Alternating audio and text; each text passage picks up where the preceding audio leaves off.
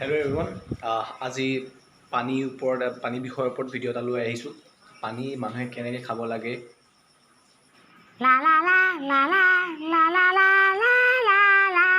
না পানী কেনেকৈ এটা ইম্পৰ্টেণ্ট ৰোল প্লে' কৰে। পানী গাত মানে কি আমাৰ গাত কেনেকৈ থাকে, কি কৰিব লাগে। চাওক, পানীও এটা বহুত ইম্পৰ্টেণ্ট ৰোল প্লে' কৰে। কিয়নো চাওক, মানে কি হয়, এতিয়া ভাইৰাছ কিবা কিবি আহি আছে। এতিয়াতো কি আহিল, এতিয়া বৰ্তমান য়েল্ল' ভাইৰাছ নে কি এটা আহিলে বোলে, আকৌ গ্ৰীণ নে কি আহিলে। চ' পানী খাব লাগে। পানী যেতিয়া খাব, আপোনাৰ হাইড্ৰেট থাকিলে মানুহটো বেমাৰ আজাৰৰ পৰা বাচি থাকিব পাৰি বুলি এইটো আমি সৰুৰ পৰাই জানি আহিছোঁ আৰু চবেই কৈ আহিছে, ৰাইট। কিন্তু আমাৰ ব্ৰেইনত পানী থাকে, চবৰে গাত কেনেকৈ থাকে আহক আজি বৰ্ড আঁকি পেলাই আপোনালোকক দেখাম। আৰু এটা যে মানুহ এজনৰ গাত কিমান পানী থাকে বাৰু? 55 to 60% পানী থাকে। কিন্তু সৰুতে থাকোঁতে বৰ্ডত বুজান চাব, সৰুত থাকোঁতে আমাৰ পানী গাত বেছি থাকে। কিন্তু আমাৰ তেতিয়া খোৱা বস্তু, এতিয়া আমি কিছুমান খোৱা বস্তু খাওঁ ন, তাত পানী ডাইজেষ্ট কৰোঁতে লাগে। আৰু তেতিয়া থাকোঁতে আমি গাখীৰ খাইছিলোঁ সৰুতে, হয়, একদম জন্ম হোৱাৰ পিছত। কিন্তু তেতিয়া পানী আমাৰ গাত বেছি থাকিছিল। আহক এতিয়া থাকোঁ, এই ফটোখন দিছোঁ চাওক। এই ফটোখনত আপোনাক দেখুৱাইছে যে চাওক, 60% পানী বা 65% পানী আমাৰ গাত থাকে, মানে চাওক।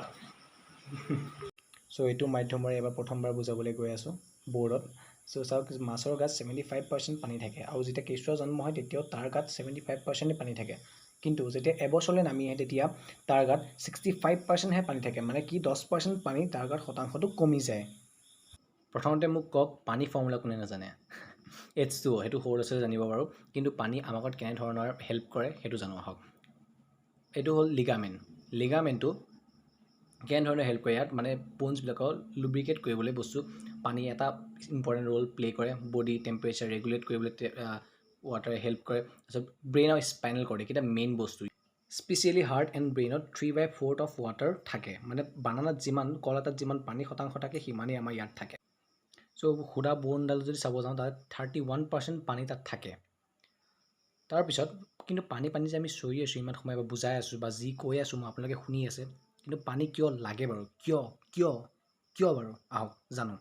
আমি দিনটোত 2 বা 3 লিটাৰ লছ হয়, মানে বহুত প্ৰকাৰে লছ হয়। চুৱেটিং, ঘামি যাওঁ আমি, তেতিয়া পানী লছ হয়। ব্ৰিথিং, উশাহ নিশাহত আমাৰ ৱাটাৰ ভেপৰ হৈ পেলাই ওলায়, মানে কি পায়খানাটো ওলায়। পায়খানাটো আপোনালোকে গম পাইছেই। তাৰপিছত বডিয়ে আমাৰ ৱাৰ্ণিং দিয়ে এনেকৈ পানী লছ হৈ থাকিলে। ইয়াত এটা ধুনীয়া ডায়েগ্ৰাম দি বুজোৱা আছে চাওক। মানে জাগাত পানী কম আছে সি উইক হয় বহুত, আৰু জাগাত পানী আছে সি দেখিছেনে বডি। চাওক, দুটা বস্তু আছে। পানী গাত কম থাকিলেও প্ৰব্লেম হয়, বেছি থাকিলেও প্ৰব্লেম হয়। যেনেকৈ চাওক, এতিয়া গছ পুলি এডাল ৰুইছোঁ, তাৰ ওপৰত যেতিয়া বানপানী হয় দেখিছে গছজোপা মৰি যায়।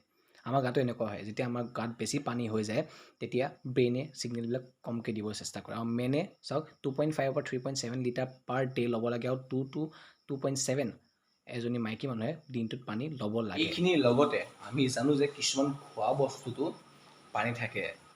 বলক এইখিনি খোৱা বস্তু আমি কিছুমান খোৱা বস্তু আছে, তাৰ ভিতৰত পানী শতাংশ বহুত বেছি থাকে। যেনেকৈ কুকুম্বাৰ, তিয়ঁহ, ষ্ট্ৰবেৰী, তাৰপিছত ৱাটাৰমেলন।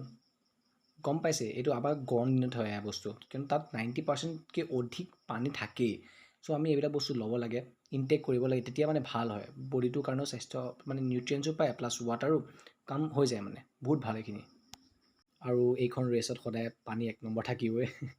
বাকী কেফেইন হওক, যি লওক, আপোনাৰ বেলেগ কথা। দেখিছেনে বডি, দেখিছে কিমান ধুনীয়া ছবি। অকণমান এপ্ৰিচিয়েট কৰি দিব, ভাল লাগিব।